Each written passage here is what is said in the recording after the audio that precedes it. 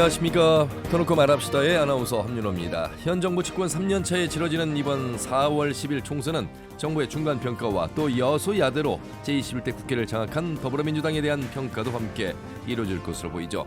특히나 이번 선거를 통해 변방으로 내몰린 전북 정치 존재감을 확보하고 전북 현안의 대안을 제시해 줄 거란 시각도 있습니다.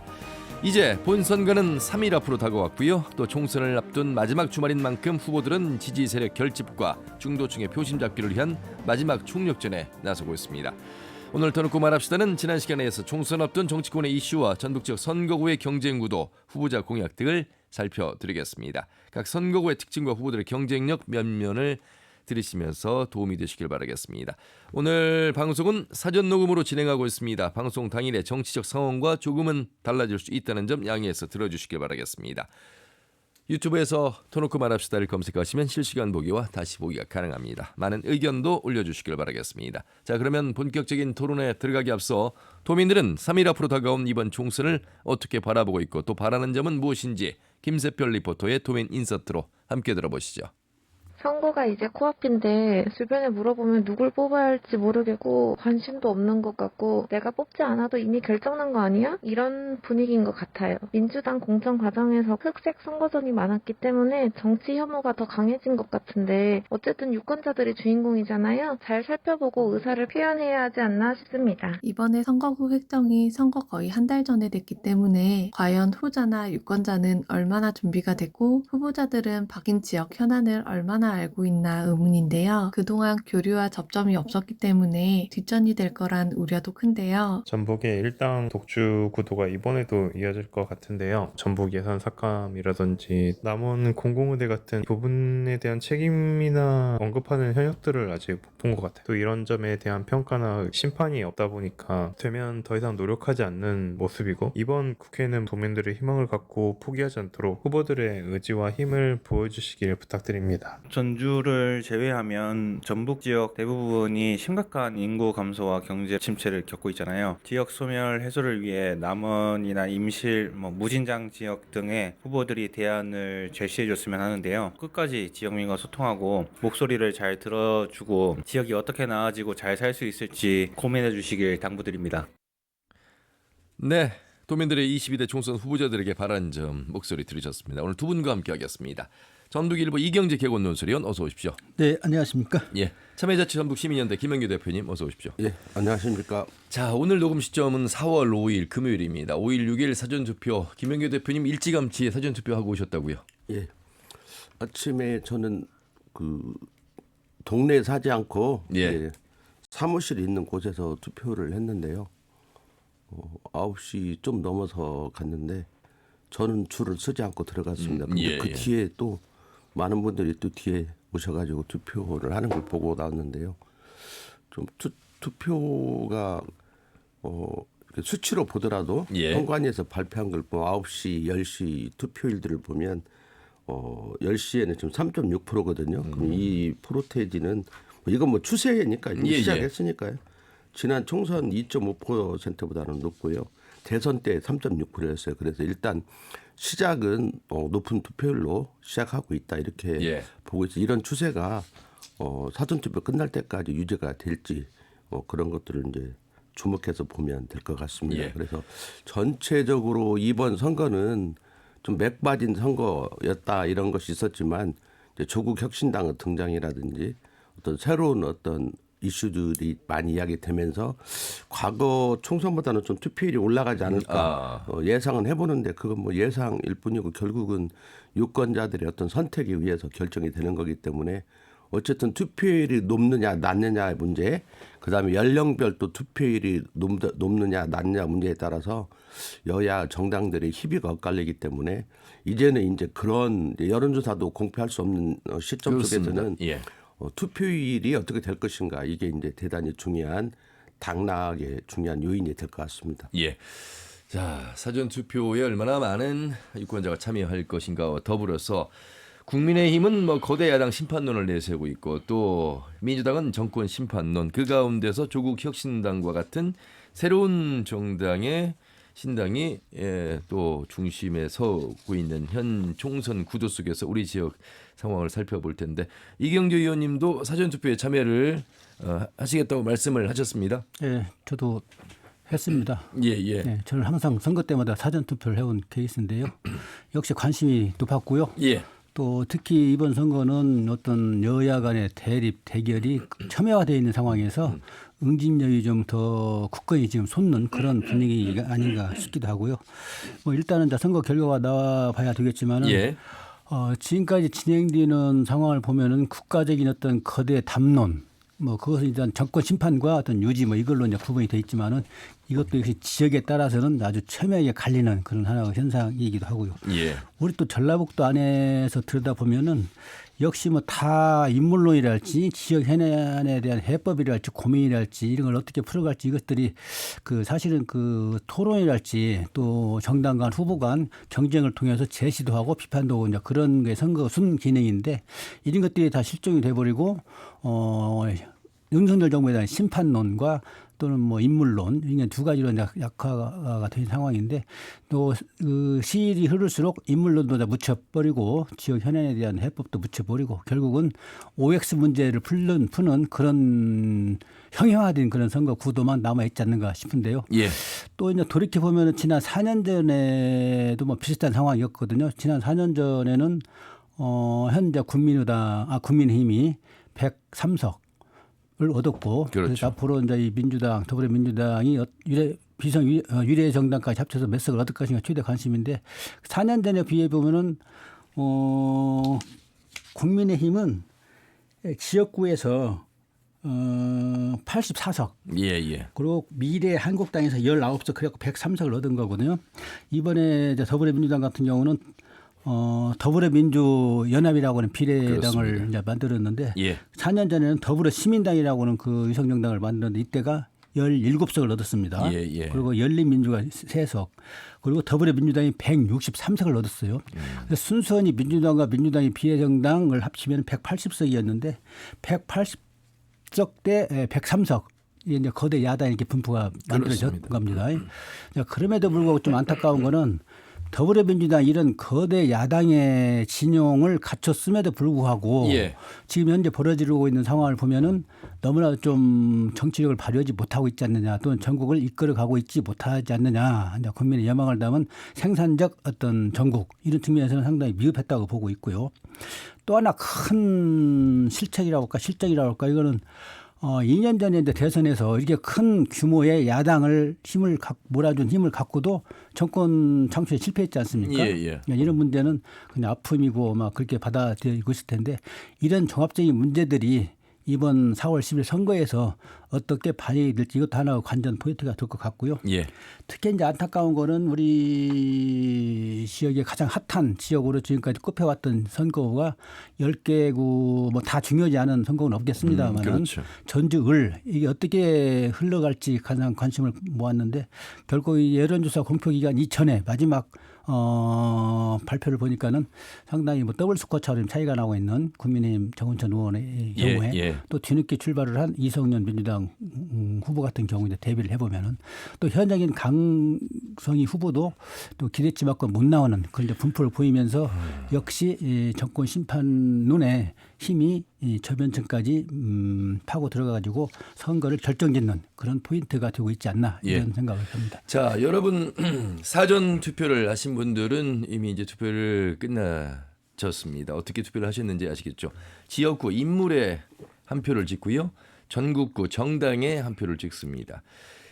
그런 가운데 이제 부동층이 어떻게 이제 움직일 것인가 이런 전국에서 우리 지역 안을 좀 살펴봐야 될 텐데 지난주에 김영기 대표님이 선거는 끝났습니다 이렇게 이제 말씀을 하셨는데 지금도 그렇게 생각하시는지 아니면 이제 3일 남겨두고 있습니다만 그래도 어떠한 변수들이 일어날 수 있는 것인지 한번 더 여쭤보고 싶습니다. 일단은 저는 선거는 더더욱이 끝났다 이런 느낌을 갖고 있습니다. 그런데 실제 뭐 10개 지역구 선거가 진행되고 있는데 어떤 특별한 어떤 변수들이 없는 거고 가장 핫하다고 하는 전주 을도 과거의 보궐선거라든 이런 경향과는 다르게 워낙 우리 전라북도 전체가 어떤 정권 심판론이라고 해야 하나요? 예. 민주당에 대한 어떤 특정 지지들이 존재하고 있고 특히 어떤 또 묻지마 30%라고 하는 콘크리트 어떤 지지층들이 밑바닥 저변에 깔려 있는 조건 속에서는 우리 정우천 의원이 지금 마지막에 보니까 혈서를 쓰기도 하고 뭐 그 뭐라고 하죠? 함거라고 뭐 그 하는 것도 타고 다니면서 많이 읍소 이제 잡정까지 하고 있는데 그만큼 상황이 녹록지 않기 때문에 뭐 이제 이렇게 더 여러 가지 모습들을 연출하고 있는데 예. 그럼에도 불구하고 이런 것들을 어떤 반전할 수 있는 건 없는 것 같습니다. 왜냐하면 반전하면 좋죠. 우리 전라북도도 다양한 정치 세력들이 경쟁했으면 좋겠다는 것이 뭐 그 모든 사람들의 의지이긴 하겠지만 그런 의지와 다르게 투표장에 가서는 특정 정당의 묻지마 투표가 여전히 존재하고 있고 특히 이번 선거가 인물 선거가 전혀 이루어지지 않고 있다는 겁니다. 왜냐하면 각종 언론과 방송 토론에 나가지 않더라도 전혀 문제가 되지 않고 그다음에 실제 최근에 보니까 비 오면 선거운동은 않더라고요. 과거 같으면 예. 그 뭐 비가 오나 눈이 뭐가 오나 투표 열심히 이렇게 선거운동을 했는데 비가 오면 않고 그 운동원들이 커피숍에 옹기종기 모여 있는 모습도 많이 봤던 것 같고 민주당조차도 출정식이라든지 뭐 합동 뭐 연설회 이런 것들을 비를 핑계로 다 취소하고 예. 그다음에 서로 일정을 또 안 잡더라고요. 이런 거 보면서 아 이미 선거가 뭐 그 각각의 캠프 운동 진영에서부터 굉장히 힘없는 선거가 되고 있다. 그러다 보니까 우리 전북 현안에 대해서 어떤 변별력 이런 걸 하나도 알 수도 없고 예. 주장하지도 않게 되었고요. 그리고 오직 당만 존재하고 후보가 이제 누군지도 크게 관심사항에 받게 되다 보니까 기존에 가졌던 30여 년 동안 지속되어 왔던 특정 정당의 어떤 독점, 독주 이런 것들이 여전히 세게 이루어지면서 어떤 선거 결과가 이미 거의 예측되는 상황으로 가고 있는 것 같습니다. 다만 우리가 보면 지난번 대선에서도 그랬고 그럼에도 불구하고 우리 지역 내에서의 어쨌든 이번에 처음으로 국민의힘 후보들이 전 지역구 후보를 냈잖아요. 그렇습니다. 그분들이 어느 정도 득표력을 갖는가. 보통 전통적인 득표율을 하면 한 자릿수를 넘기기도 힘들었거든요. 예. 근데 그게 그분들이 후보를 내므로써 어느 정도의 뭐 두 자릿수의 득표를 할 수 있는 것인지 예. 뭐 이런 것들은 이제 그 행간에서 이렇게 우리가 관심을 가지고 볼 수 있는 내용인 것 같습니다. 그런데 워낙 그 대부분 지역들이 그 후보는 냈지만 그 후보들이 지역사회 속에서 뿌리박고 어떤 이상을 갖고 있는 것들이 아니기 때문에 예. 큰 찻잔 속에 어떤 태풍이라고 해요. 낸 걸로 만족하는 어떤 상황들이 계속되고 있고 또 무소속이라든지 뭐 다른 정당의 유력한 후보들이 거의 존재하지 않는 그래서 참 맥 빠진 선거가 계속 예. 되고 있다 이렇게 볼 수 있을 것 같습니다. 자, 그래도 해볼 만한 선거 관심 지역구가 전주을이어서 더 두 패널 분께서 강조를 해주셨는데요. 이제 여론조사를 공표할 수 없습니다만 공표 전에 했던 마지막 여론조사를 토대로 한 번 더 말씀을 드리겠습니다. 여론조사 전문업체 한국갤럽이 중앙일보 의뢰로 지난 11일부터 12일 전주을에 거주하는 만 18세 이상 유권자 503명을 대상으로 전화 면접 조사를 실시했는데요. 전주을 이성윤 민주당 후보가 47%, 정운천 국민의힘 후보 22%, 현역인 강성희 진보당 후보 12%, 지지 후보가 없다는 응답 9%. 자, 이번 조사는 휴대전화 가상번호를 활용한 무선전화 인터뷰 방식으로 진행되었으며 표본 오차는 95% 신뢰 수준에서 최대 플러스 마이너스 4.4%포인트, 응답률은 12.5%였습니다. 자, 이경재 의원님. 네. 나머지 9개 지역구도 중요하긴 하겠습니다만 이제 경쟁 구도가 이렇게 팽팽하게 그래도 이루어지고 있는 전주을 여론조사를 이제 얼만큼 신뢰할 수 있을지는 모르겠습니다만 조사 결과를 발표를 해드렸습니다. 진보당의 강성희 후보는 연일 이성윤 후보의 어떤 자격 미달을 통해서 사퇴하라는 강한 메시지를 전달했고, 정운천 후보 삭발하고 함거에 들어가더니 그 지난 수요일에 결국 혈서를 쓰고 오직 전북 한석이라도 국민의힘의 가교 역할이 필요하다고 강조를 했습니다. 여기에 또 이성윤 후보는 탄탄한 민주당의 텃밭 속에서 지지를 공고히 하고 있는 모습, 어떤 변수가 있을지, 또 보이지 않는 이 부동층의 표심이 어떻게 또 이동을 할지 어떻게 보십니까? 네, 10개 지역구 선거구에서 지금 맹렬히 치열하게 벌어지고 있는데 그나마 선거다운 선거가 벌어지고 있는 지역은 전주을이라고 예. 보여지고 있고요. 왜냐하면 정당이랄지 후보랄지 어떤 치열한 경쟁이 전제가 돼야 되거든요. 그래야 이 선거의 순기능이 작동이 되는데 다른 지역은 뭐 조금 맥이 빠진 것 같고 오히려 아까 말씀하신 것처럼 선거 운동원들을 볼 수가 없어요 이게. 그리고 시끄럽지도 않고 왜 사무실에 있는 사람들이 왜 이렇게 조용하냐고 이런 얘기를 할 정도가 되니까 그래서 이것은 정말로 선거의 어떤 기능적인 역할, 기능적인 측면에서 볼 때는 아주 그 불행이라고 지역의 불행이라고 그냥 봐야 되는데 그렇겠네요.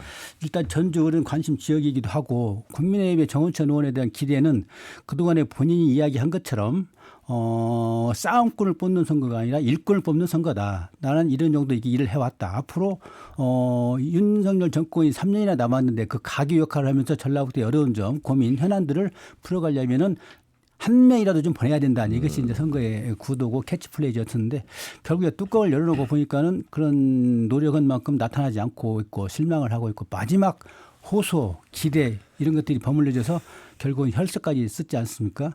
혈서 쓰면서 그 내용이 오직 전북이라고 쓰고 있더라고요. 예. 머리띠 항구에 올라타 가지고 머리띠 둘른 것도 이제 오직 전북인데 그렇습니다. 그만큼 어떤 간절함, 진정성이 묻어나는 그런 표현이기도 하고 또 혈서 자체는 참 예사로운 일은 아니거든요. 예. 그래서 간절함이 묻어 있는 그런 액션인데 과연 우리 전주 지역의 유권자들이 이런 것들을 받아들이는 정도가 어떻게 될지 크기가 얼마나 또 반영이 될지 이런 것들은 또 두고 봐야 되겠지만은 하여튼 간절함이 묻어나는 그런 거 보면서 역시 뭔가 좀 우리 정치 현실하고 본인이 느끼는 이런 간절함하고는 비례하지 않는구나 이런 걸 느끼게 되고 있고요. 예. 또 하나 민주당에서 이제 이성윤 후보를 공천을 했습니까? 출마선은 뭐 열흘 만에 공천을 해가지고 5명의 후보가 경쟁을 해가지고 거머쥐었단 말이죠. 전략 지역으로 해서 이 문제에 대한 비판적인 어떤 견해가 많이 있는데도 불구하고 여론조사를 보니까는 뭐 50% 이상 나온 경우도 있고 아까 이야기한 것처럼 47% 이렇게 나왔지 않습니까? 그래서 이성윤 후보 같은 경우는 가장 약점이 지역에 대한 이해도가 떨어지는 그런 측면, 그걸 본인은 TV 토론에서 얘기한 것처럼 지금 공부하고 있다, 곧 발표한다, 또 싱크탱크가 가동이 되고 있다는 이걸로 얘기했는데 또 장점은 윤석열 정부를 잡을 사람은 나다. 가장 선명성 있게 할 사람은 나다. 가장 잘 아는 사람도 나고 그래서 앞으로 김건희 특검, 종합특검이라고 하지 않습니까? 특검, 특히 이제 윤석열 한동훈에 대한 어떤 공세 이런 것들은 내가 선봉장이 되겠다. 이걸 이제 캐치프로 내걸고 있는데 이것들이 상당히 강력하게 먹혀들어가고 있는 그런 현상이기도 하고요. 또 윤석열 그 대통령하고는 이제 사법연수원 동기 23기인가 하면 될 겁니다. 동기이고 또 대통령 되게 이전 어떤 개인적인 행태랄지 뭐 술버릇이랄지 또는 끼리끼리 모임이랄지 또 검찰 내부 어떤 운영하는 거랄지 이런 걸 너무나 잘 알고 있더라고요 보니까. 그래서 이런 것들이 앞으로 등원을 하게 된다면 이것들이 아마 그 여론이랄지 응집력이랄지 아마 그 양념처럼 반영이 되지 않을까 싶기도 하고요. 또 이 강성희 의원 같은 경우는 지난 1년간 저는 개인적으로 평가할 때는 아주 열심히 잘했다고 보고 있거든요. 그리고 이제 이틀막이라고 해갖고 대중적 어떤 인기도 얻고 있고 인지도가 높아진 그런 케이스인데 저는 이제 눈여겨볼 대목은 진보당의 어떤 그런 가치 철학은 상당히 그 야성이 강한 그런 정당임에도 불구하고 우리 지역의 문제에 대해서는 어떤 합리적인 또는 이성적인 어떤 그런 도민 우리 전주 지역의 눈높이와 같은 그런 해결책을 제시하고 문제제기를 해왔다는 그런 측면을 저는 높게 평가를 하고 있거든요. 특히 이제 눈여겨볼 만한 것들은 한국산업은행이 부산으로 지금 옮겨가려고 하는데 그건 대통령의 공약이고 힘을 실어주고 있는 상황입니다. 그렇죠. 만약에 그렇다고 한다면은 금융도시 조성도 대통령의 공약인데 농협 중앙위를 전주에 핵심도시 옮겨야 된다. 이런 문제. 또 한국투자공사 이런 것도 전주에 끌어와야 된다. 이런 것들은 상당히 그 현실성 있는 또는 그 형평성 있는 그런 정책이라는 측면에서 다른 어느 누구보다도 합리적인 그런 제시 이런 측면이 눈여겨 보이고 있는데 역시 정당의 어떤 지지에는 한계 이것들 지금 경험하고 있는 상황이라고 봐야 되겠습니다. 꼼꼼한 분석을 해주셨습니다. 이제 정당 투표 이야기를 좀 해봐야 될 텐데 모든 뭐 또 위성 정당이 이 비례 후보를 내면서 과연 이 전국구라고 하는 비례 투표에는 어떤 성향을 보이고 있는 것일까?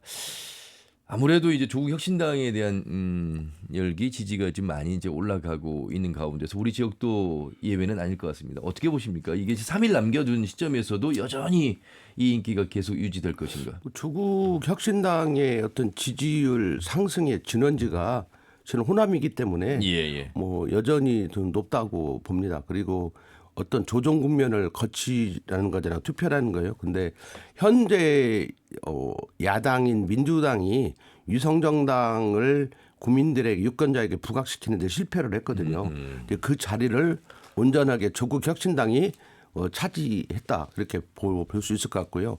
이 조국혁신당의 등장으로 인해서 그 40, 50대에서 투표에 소극적이었던 층이라든지 아니면 투표를 이렇게 여야 다 싫어서 투표장에 가지 않으려고 했던 많은 사람들이 투표장으로 향할 거라는 건 뭐 분명한 것 같습니다. 그런 것들을 대변해서 거의 그 위성정당에서는 야당에서는 조국혁신당이 단연 두각을 나타내고 있기 때문에 조국혁신당이 쉽게 말하면 상당히 어떤 많은 의석수를 확보해서 원내에서 역할을 할 수 있는 상황으로 가고 있다 이렇게 볼 수 있을 것 같아요. 다만 이제는 이제 본격적으로 이미 사전 투표가 이루어졌고 이제 본 투표만 남아 있는 상황 속에서는 가장 중요한 게 결국 투표일 것 같습니다. 그 위성정당이 더 많은 힘을 갖기 위해서는 그 1년의 과거 여론조사 기간에 각종 여론조사는 여론조사일 뿐이거든요. 그게 실제 표심으로 연결되는 데는 많은 또 이제 우리가 투표장을 흘러가면 투표장 입구에서 생각했다가 부뚜껑 찍을 때는 다른 정당 찍는 경우도 많거든요. 그래서 그러한 어떤 과정 속에서의 어떤 조정 이런 걸 통해서 그 개표 결과로도 그런 모습들이 나타날 것인지 이런 게 중요할 것 같고요. 다만 그 한 가지 분명한 건 조국 혁신당 등장으로 인해서 그 집권 여당이나 야당에 식상했던 일부 층들이 투표장으로 향하게 하는 효과 그리고 그런 조국 혁신당의 바람을 통해서 윤석열 정부에 대한 실정에 대한 어떤 더 쾌감을 주는 여러 주장들 그리고 180석이라고 하는 거대 야당이 윤석열 정부 2년 동안 무기력하게 아무것도 해오지 못했던 것들에 대한 어떤 국민적 반감 이런 것들이 조국 혁신당에 대한 지지 열풍으로 나타났다 이렇게 보고 뭐 개표 결과에서도 어느 정도의 어떤 유의미한 표를 얻으면서 실제 결과로 나타나지 않을까 이런 생각을 해봅니다. 선거 개표 방송 보는 재미가 예전과 좀 다를 것 같습니다. 이경주 의원님. 그런 의미에서 새로운 제3의 정당들의 출현 또 전국구 비례투표가 어떻게 나오게 될지 관심이 가는 총선인 것 같습니다. 일단 제3지대 영역에 대한 관심을 많이 기울였는데 지난 연말까지만 하더라도 근데 이제 이 윤곽을 나타내고 진영이 짜여지면서 결국은 관심이 떨어지고 응집력도 떨어졌는데 그중에서 이제 가장 그 눈여겨볼 만한 대목이 조국 혁신당이지 않습니까? 거의 뭐 돌풍이라고 하는 말을 써야 할 정도로 지금 그 어떤 이변을 일으키고 있는 정당인데 잘 아시는 것처럼 조국 대표는 2심에서 항소심에서 2년을 실형을 선고받은 상황이거든요. 근데 이거 조국 본인도 얘기하지 않습니까? 나는 감옥에 간다. 하지만 조국 혁신당은 계속 이어간다.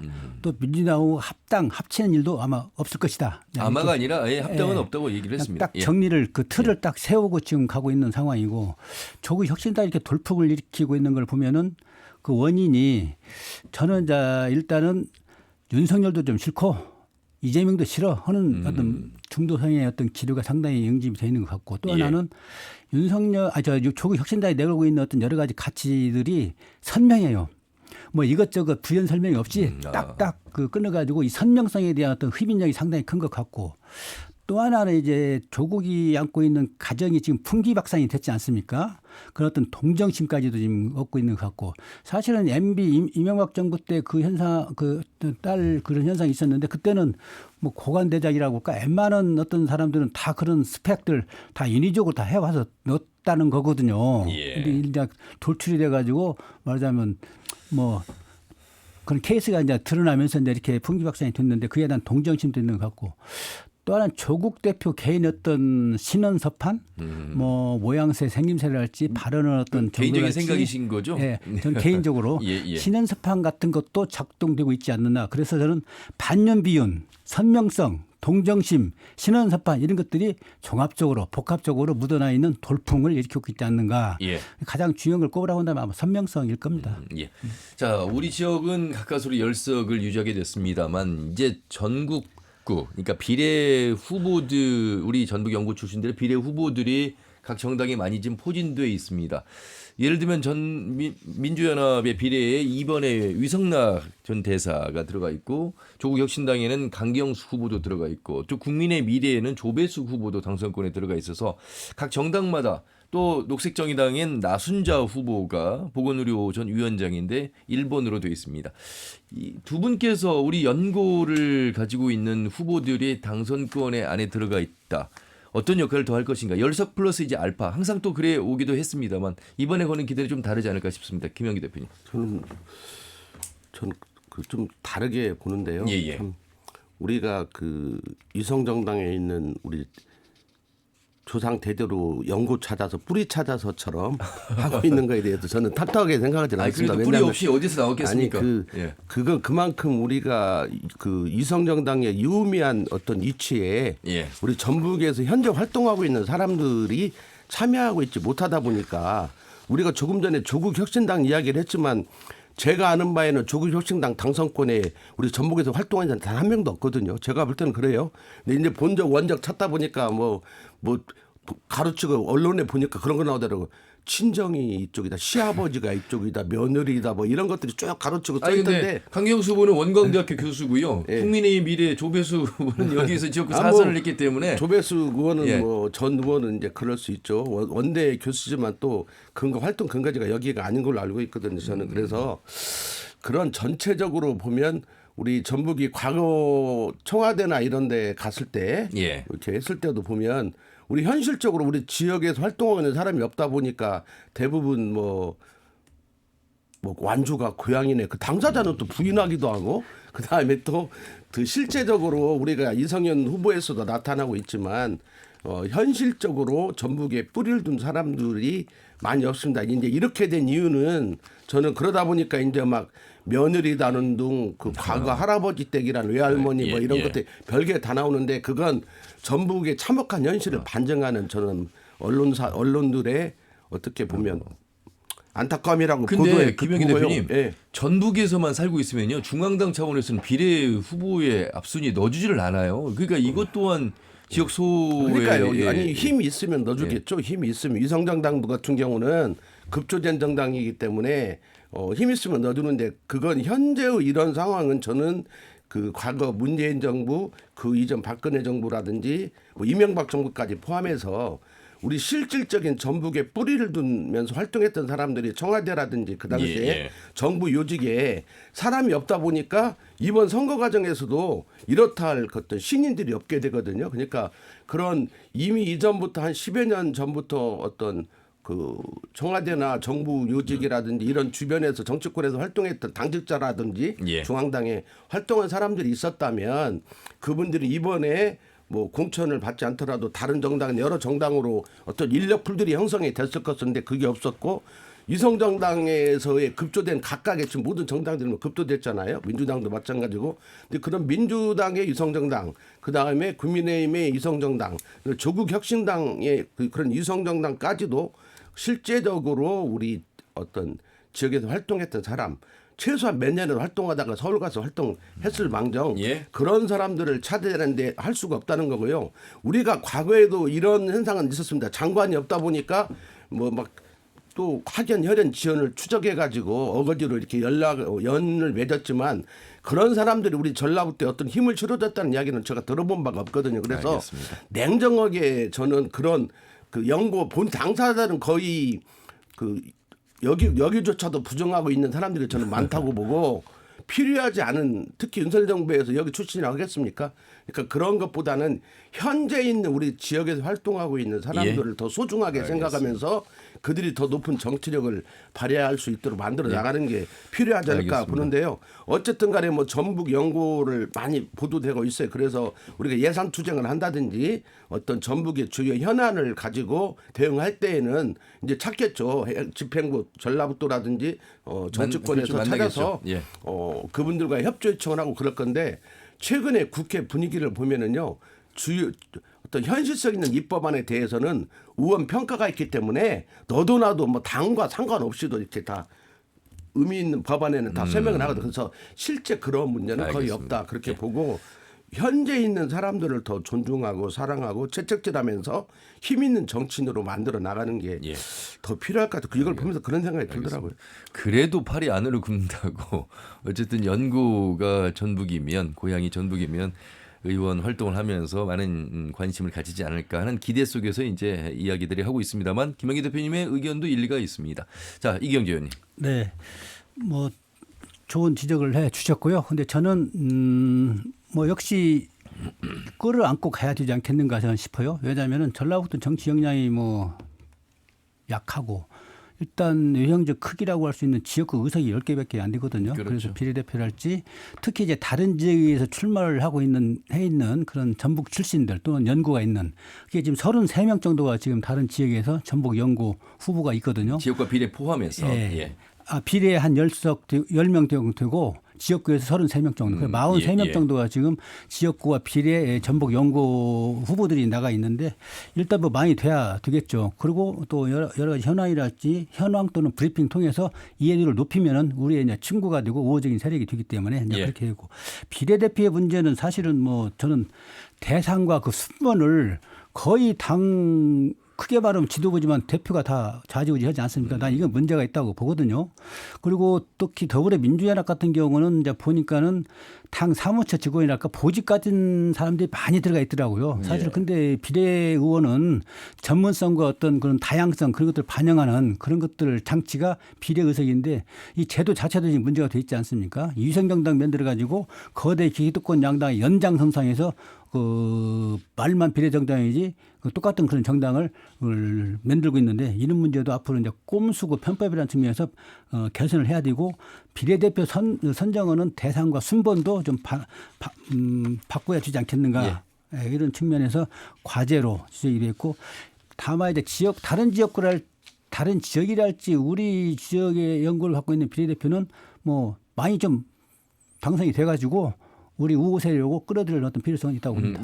자, 오늘 정치 토크 전북일보 이경재 개곤논설위원 그리고 참여자치 전북 시민연대 김영기 대표와 함께하고 있습니다. 지난주에 5곳 지역구 살펴드렸습니다. 전주 가불병, 익산 가불 살펴드렸고요. 오늘은 나머지 5곳입니다.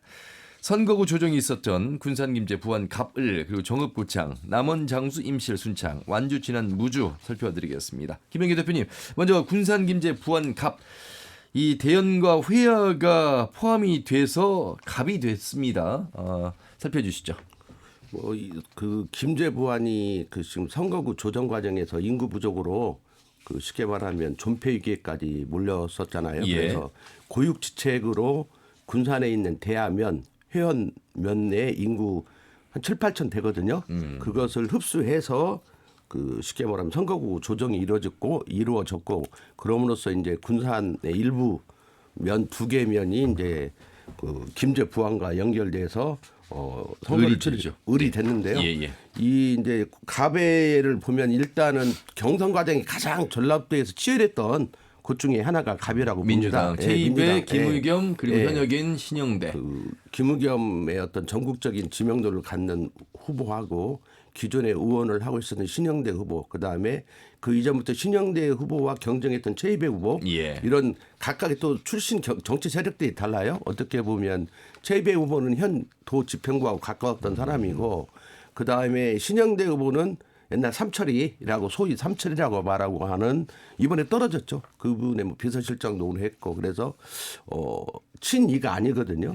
그 옛날 대선 때도 그 다른 분을 지지했고 이런 과정들이 있었던 분이죠. 근데 어쨌든 김의겸은 뭐 전국적으로 하도 국회 대정부 질문을 통해서 한동훈 현 비대위원장과 많이 치열한 뭐 싸움도 했고 논쟁도 했고 또 코너에 몰리기도 했던 뭐 여러 그런 이력을 갖고 있는 사람이어서 가장 핫한 곳이었는데 그 결과도 대단히 핫하게 나왔습니다. 왜냐하면 그 실제 대하고 회원면이 이제 다른 선거구로 조정이 됐음에도 불구하고 일찍 경선이 이루어짐으로써 1.4%를 이겼거든요. 그래서 그 권리당원에서는 신영대 당시 이제 후보라고 해야지 그때는요. 후보 의원이 이겼고 그다음에 일반 여론조사에는 김의겸 후보가 이겼는데 합산의 과정성 1.4%라는 차이로 예. 1.4%면 전화 여론조사에서 한 10여 명 정도 차이밖에 안 된다고 하더라고요. 일반 예. 여론조사에서는 500명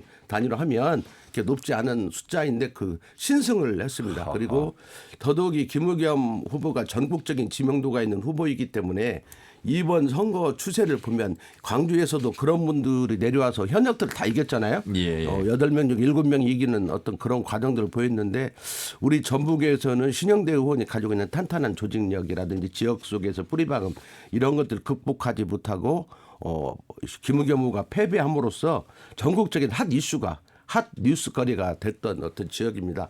그래서 그런 과정에서 이제 선거를 치르고 신영대 후보가 이제 민주당의 후보가 되었고 그래서 여타의 이제 총선에서는 그 나머지 현재는 지금 선거를 치르고는 있지만 큰 내용들은 없는 것 같습니다. 근데 이번 신영대 후보는 본인이 그 스스로도 경선 결과가 이제 보통 친명 행제, 비명 행사라고 하는 데서 벗어났잖아요. 그래서 그만큼 본인이 지역사회 속에서 유일하게 비명이었음에도 불구하고 그 지역에 뿌리를 내려가고 있었다. 이런 것들을 더 강하게 강조하고 있고요. 또 국민의힘의 이제 후보도 네. 좀 살펴주시면 좋겠습니다. 이제 워낙 민주당의 경선 과정이 치열했기 때문에 김의겸 신영대의 어떤 경선에 대해서 집중적으로 좀 말씀해 주셨고요. 군산김제 부안인데 군산김제 부안 갑을 지금 짚어드리고 있습니다. 총 2명의 후보가 양자 대결을 벌이고 있는 군산김제 부안 갑 신영대 더불어민주당 후보와 국민의힘의 오지성 후보에 대해서도 조금 더 언급을 해주시면 좋겠습니다. 자, 군산 시민의 머슴이 되어서 죽을 각오로 열심히 뛰겠다. 이 군산 김제 부안 갑에 국민의힘의 지지가 어느 정도 나오게 될지 이 부분도 좀 더 함께 살펴보면 좋을 것 같고요. 이경재 의원님, 네. 예, 국민의힘은 오지성 후보죠. 뭐 민주당식으로 따지면 단수 공천입니다. 그렇죠. 예, 목회 활동을 하고 계시는 분인데 뭐 저도 이제 만나본 적 없고 TV 화면을 통해서 보니까 아주 그 역동적이고 예, 추진력 있는 그런 연설을 하고 공약도 내걸고 그러던데요. 일단 군산 시민의 머슴이 되어서 죽을 각오로 열심히 뛰겠다. 그러면서 여러 가지 공약을 내걸었어요. 그걸 보니까 이제 공기업 유치랄지 일단 군산이 새만금을 끼고 있기 때문에 기업 유치가 가장 제1의 공약인 것 같아요. 예. 그리고 우수대학교 뭐 취업 환경이랄지 홈스쿨 지원이랄지 또는 또 현실적인 얘기도 있습니다. 예식장비도 지원, 예, 출산 예. 지원도 하겠다. 그다음에 뭐 매달 청소년들과 소통 등을 공약으로 내걸고 있고요. 특히 이제 경암동의 LNG 화력발전소가 이제 민원의 대상이 되고 있는데 이것도 이전을 한 것을 이제 공약으로 내걸었고요. 이제 이런 여러 가지 공약을 내걸면서 활동을 하고 있고 또 사회 활동도 열심히 하고 있는 것 같아요. 또 이제 자기 일을 알리기 위한 오지성 TV를 또 운영하고 있으면서 층을 확장성을 좀 넓히고 있는 그런 후보입니다. 예. 자, 군산 김제 부안 을로 가겠습니다. 말씀드린 것처럼 군산의 회원면과 대안면이 통합이 되면서 조정이 되면서 이제 을이 됐는데요. 이곳은 현역인 민주당의 이원택 후보가 단수 공천이 된 가운데서 살펴보도록 하겠습니다. 이경재 의원님. 네, 김제부안이 원래 지역구였는데 김제부안이 인구 하한선이 13만 6,600명을 못 채웠기 때문에 예. 군산에서 이제 경계 조정을 해서 군산 김제 을로 선거구를 명칭을 바꿔가지고 이번 지역구가 이제 형성이 된 지역구인데요. 예. 군산에서 아까 말씀드린 것들 회원과 대야가 김제 쪽 을로 포함되면서 이렇게 다양하게 이제 구역이 다양화되어 있는데 그렇죠. 역시 여기 핵심은 이제 어촌이랄지 산촌 또는 그 농촌 이게 예. 핵심이고 또 이호태 후보는 이쪽에서 그동안에 여러 가지 공약을 많이 보여왔어요. 그런 측면에서 상대 후보에 비해서 좀 유월적 그런 지위에서 좀 선거운동을 하고 있지 않는가 이렇게 예. 싶습니다. 더불어민주당 이원택, 국민의힘 최홍우, 무소속 김정은 후보인데요. 최홍우 후보와 김정은 후보의 간단한 내용도 좀 공약도 살펴주시죠. 네, 최홍우 후보는 서울시 의원을 아마 했던 그 분일 것 같아요. 서울시당 홍보위원장하고요. 서울시의원을 하지 않았습니까? 의원의 공동 대표를 맡고 있습니다. 예. 서울시의원이니까 여기도 좀 광역원을 한 거죠. 예. 그래서 아마 제가 듣기로는 그 이쪽 지역에 출마를 할까 말까 매번 그 망설이면서 이제 당의 요청을 여러 번 요청을 받고 수락에서 나온 케이스로 이제 보이고 상당히 정치력은 있는 걸로 평가를 받는 예. 그런 후보로 보여지고요. 정확히 서울시 의원을 지냈습니다. 했죠. 예, 예. 그리고 김종원 무소속 후보요. 네, 그래서 김정은 후보는 뭐 일단 무소속인 만큼 여야 구별돼서는 안 된다. 여야가 뭐 잘한 게 뭐가 있느냐. 그래서 독자적으로 모든 일을 추진해 나갈 수 있는 그런 능력도 있고 법안도 할 수가 있다. 이제 이런 것들을 내세우면서 예. 특히 이제 새마을 개발청이랄지 또는 그 전북특별자치도 이관 추진 뭐 이런 것들을 그쪽에 김재부안 쪽에 이전하는 그런 쪽에 맞아 인사권이랄지 요구하고 이쪽 출신들이 그쪽에 많이 포진해 두지 않냐 이런 걸 강력히 부각을 예. 시키면서 거의 준 독립권 지금 그쪽은 법원에 대법원까지 가 있지 않습니까? 그 관할구역권 문제로 대법원 나왔죠. 판결이 나왔습니다. 예. 그런 문제를 반영한 그런 공약으로 보여집니다. 예. 자, 이번에는 정읍구청으로 가겠습니다. 이곳 현역인 윤준병 의원과 4선에 도전하는 유성엽 후보 사이에 경선이 아주 치열했는데요. 여론조사 때와 달리 경선 결과는 또 다른 결과가 나왔습니다. 아울러서 국민의힘 최용훈 후보, 자유통일당 정후영 후보가 이제 3명의 경합을 벌이고 있는데 경선 과정 한 번 더 그래도 김영기 대표님 좀 어떻게 좀 평가하십니까? 그 실제 정읍 고창 이 선거는 올드보이 예. 그래서 그 유성엽 전 의원이 이제 출마를 했잖아요. 예. 그래서 현역인 윤준병 의원과의 어떤 치열한 접전을 벌일 걸로 예상했고 각종 여론조사 지표도 서로 여론조사 기관에 따라서 이렇게 오르락 내려가면서 강력한 어떤 경합들을 벌이고 있었고 또 어떤 여론조사 지표를 보면 그 유성엽 전 의원이 앞서가는 어떤 결과들도 있었고 그랬는데요. 예. 막상 그 뚜껑을 열어 보니까 윤준병 현 의원의 압승으로 끝났거든요.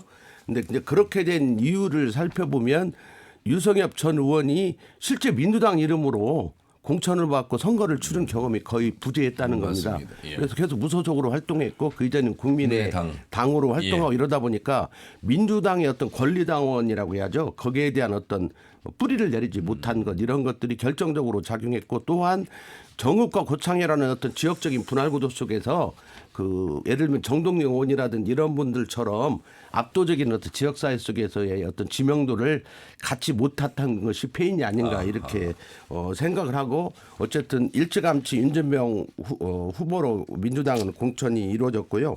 그다음에 국민의힘에서는 이제 최용훈 후보인데요. 그 지방자치대에 맞게 새롭게 이제 제도를 정비하자. 그래서 고창 지역은 식순환 해결을 위한 어떤 저수층 확보라든지 노인 전문병원 유치, 그 다음에 인재 육성을 위한 정읍 항공대학교 신설, 그 비행 활주로 설치하고 순창에서 신택까지 물류 유통, 관광, 철도 유치 등 뭐 이런 것들을 했고요. 예. 고향이 이제 고창이에요. 최용훈은 고창이고 대학은 전남대하고 안양대 행정대학원을 졸업했습니다. 서남대에서 체육학 박사를 또 취득했고요. 다양한 경력을 또 갖고 있습니다. 그리고 체육회에서도 축구연맹에서도 활동을 했고 펜싱협회 부회장, 한민족 통일연구회 뭐 교사 등을 역임했으면 현재는 정읍구청 조직강화 위원장을 맡고 있었습니다. 또 자유통일당에서도 정우영 후보가 나왔는데 교 7번인데 그 한국의 현실이 너무 안타까워서 그걸 깨겠다는 이름으로 뭐 출마 변이 있었고요. 예. 이승만 좀 특이한 건 이승만 전 대통령 정읍 동초반은 균형과 건립을 내세우고 있고 1호 법안으로는 종북 친북 세력을 막고 주사 파치기를 알겠습니다. 뭐 반주사법 발의를 꼽았습니다. 예. 제가 알려주면서도 좀 떨리네요. 예. 이게 좀, 예. 그런 내용들이 있고 현재는 고창 우리교회 담임 목사입니다. 목사님들이 이제 분산해서도 있었지만 여기도 현직 목사님이 출마하셨습니다. 예. 지금 하신 내용은 정확하게 이제 각 그 당사자인 후보자가 발언한 내용을 정확히 토대로 해서 말씀을 드렸습니다. 자, 이경재 의원님, 우리가 이제 중진의 귀환론을 전북 정치의 약화 속에서 이야기했는데 실제로 살아남은 사람이 있고 이제 낙마한 경선에서 낙마한 경우가 있습니다. 글쎄요, 동기동창의 전현직 의원 대결 이것도 하나의 이제 관심 지역구였는데 결국 현역인 이제 윤준병 의원이 후보가 됐습니다. 어떻게 보셨습니까? 저도 뭐 마찬가지 현상인데요. 일단 초기에는 유성엽 의원이 앞서갔거든요. 그래서 아마 이 시민들의 어떤 인지도랄지 지지도에 반영이 된 그런 결과로 보고 있고, 나중에 이제 경선 국민에 들어가니까 아까 말씀하신 대로 권리당을 넣지 않지 않았습니까? 예. 그러니까 그런 측면들, 또 이제 시의원이랄지 이런 분들이 이 권리당원이랄지 이런 것들을 이제 폭이 넓기 때문에 그것이 반영이 되면서 결국은 고배를 마신 그런 케이스로 보여지고 있고, 일단은 뭐 두 분은 전주고등학교 동기이면서 또 행정고시 다 패스한 그런 이력이 있고, 또 윤준명 후보 같은 경우는 서울시 뭐 부시장까지 부시장. 예. 했고, 또 유성열 후보는 3선을 한 의원이고 대한신당이 또 대표까지 지낸 걸출한 인물들이거든요, 사실은. 예. 그래서 서로 이 경쟁하면서 지역을 위해서 또는 전라북도를 위해서 여러 가지 이제 대안도 제시하고 하는 것은 모양이 좀 보기 좋았고요. 그래서 앞으로 이제 윤준명 의원 같은 경우는 이제 당선이 된다면은 이제 2선 의원이 되지 않습니까? 재선, 예. 그래서 이제 도당위원장도 뭐 두드릴 수 있고, 그래서 역할을 더 그만큼 반영해서 더 크게 해줘야 되겠죠. 예, 알겠습니다. 남원 장수 임시 순창. 자, 이곳에 남원 임시 순창이 있는데 장수가 통합이 됐습니다. 김영기 대표님. 예.